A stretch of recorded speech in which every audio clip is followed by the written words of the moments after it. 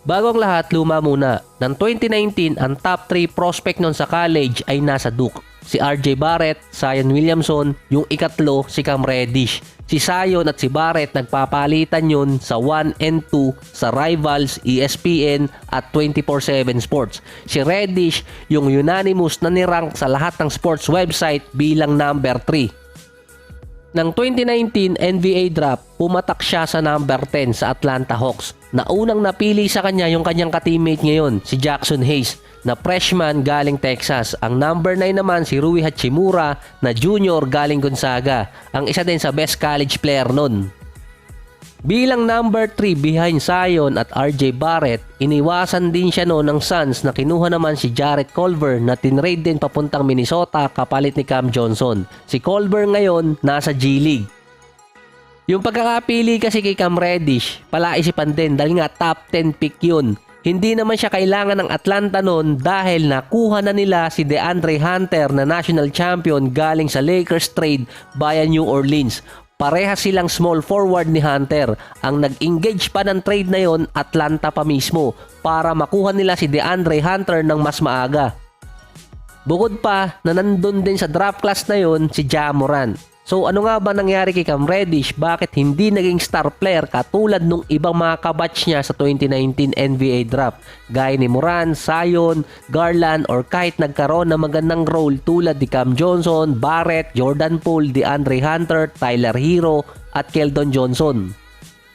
So si Cam Reddish nagmula ng Norristown, Pennsylvania. Hindi naman agad siya noon naging isang top prospect until dumating yung junior year. Malamang naririnig nyo na ang term na to sa basketball.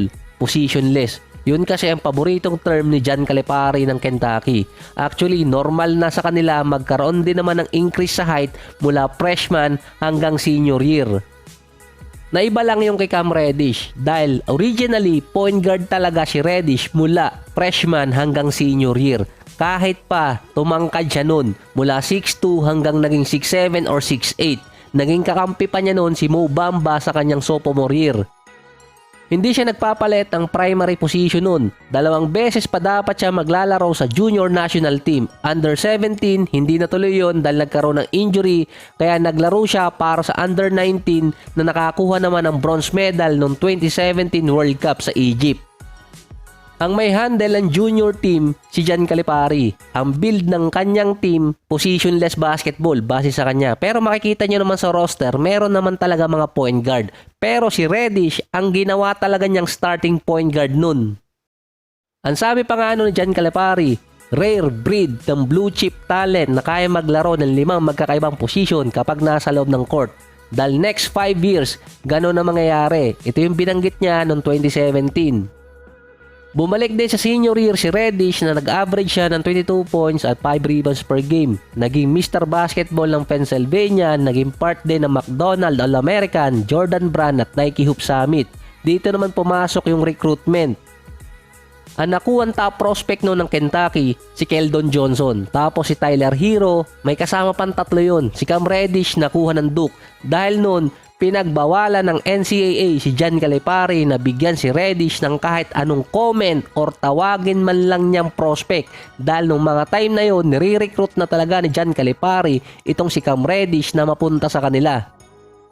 Naunang mag-commit si RJ Barrett noong 2017 sa Duke. Sumunod si Zion, nag-verbal commit noong January 2018. Si Cam Reddish naman March 2018. 3 biggest high school star ang napunta sa isang team na common na nangyayari sa mga top prospect na kapag nagsama-sama sa isang team, merong isang malalaglag, si Cam Reddish yun. Dahil mataas na ang hype kay Zion, mataas din ang hype kay RJ Barrett, mataas din ang hype kay Reddish. So pataasan ang hype nun. May isa pang prospect na kasama nun dito sa Duke, si Trey Jones. Nasa San Antonio ngayon. Hindi nga lang kasabay yun ni Zion magpa-drop. Prior sa taon na sumali yung 3 star player sa high school, yung Duke kaagaling pa lang nun sa isang season na meron silang 4 na player na mga top prospect din. Sina Bagley, Wendell Carter Jr., Garrett Trent at Trevon Duval. Si Garrett Trent second rounder ng 2018. Si Duval hindi na draft. Si Carter, si Bagley top selection nun. Pero at least mas maganda yung career ni Garrett Trent. Si RJ Barrett at si Zion, top duo ng Duke nun. 22 points, almost 8 rebounds per game yung dalawa. Si Reddish bumagsak, 13 points, 3 rebounds at 1 assist per game. Meron naman siyang big game na nagawa dito sa Duke, kaso na kay Zion at Barrett pa rin yung highlight. Nawalan siya doon ng spotlight sa team. Sinabi rin naman na hindi siya nababahala nun. Ang sinabi rin kasi naman ni Cam Reddish, unfair kasi yung naging spotlight para nga dito kay Zion. Dahil ang tingin ng ibang media, nasasapawan talaga siya. Pero ang sinagot naman talaga ni Reddish doon positive sa side ni Zion, na hindi lang naman siya puro hype talaga.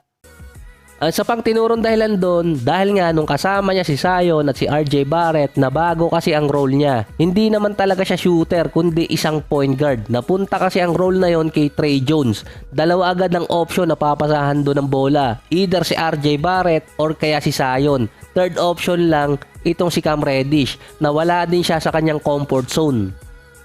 Kung naging point guard doon, itong si Cam Reddish, may iba kasi ang comparison sa kanya, or posibleng na iba din kasi ang senaryo niya ngayon sa NBA. Either Luka or Tyrese Haliburton senaryo. Hindi pwedeng Ben Simmons dahil may shooting si Cam Reddish.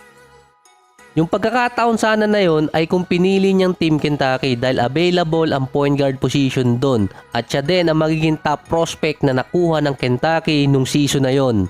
Nung time naman niya na napili siya ng Atlanta Hawks, nag-aagawan sila sa pwesto ni Hunter. Ang pinaka-available pang position nun kay Cam Reddish, shooting guard. May time din na nagsabay yung dalawa, pero angat pa rin si DeAndre Hunter doon, na minsan naglalaro ng power forward. Nag-average si Cam Reddish sa kanyang rookie season ng 10 points, 3 rebounds at 33% sa 3-point area.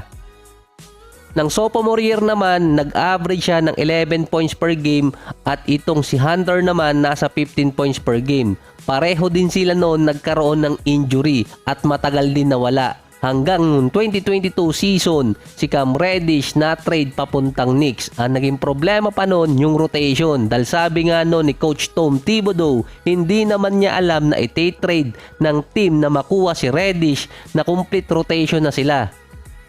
Kaya noong 2023 season na, mas nagamit si Cam Reddish dito sa Knicks kahit papano. 8 points per game sa loob ng 22 minutes. Ginamit din siyang trade piece para naman makuha ng Knicks si Josh Hart mula Portland. Doon mas nalagay sa rotation si Cam Reddish na nag-average pa siya ng 11 points at 27 minutes. Dito naman sa Lakers, nagkaroon siya ng magandang start nung nilagay siya sa starting position kapalit ni Austin Reeves. Meron siyang average siya ngayon na 7 points, 2 rebounds at 30% sa 3-point area. Mas mababa to kung ikukumpara sa mga nakaraang team na napuntahan niya. Pero sa ngayon, at least nakakasama siya sa rotation. Meron pang stretch doon na 4 games na nag-average siya ng 15 points per game. Since bumalik din si Bando sa nakaraan 2 games, nakikita dong unti-unting nababawasan yung minuto ni Cam Reddish. Hindi pa alam kung mawawala siya sa rotation kapag fully nakarecover na si Bando at bumalik nga itong si Gabe Vincent. Dahil ang problema talaga ni Reddish, yung role, rotation, kasama din doon ang injuries.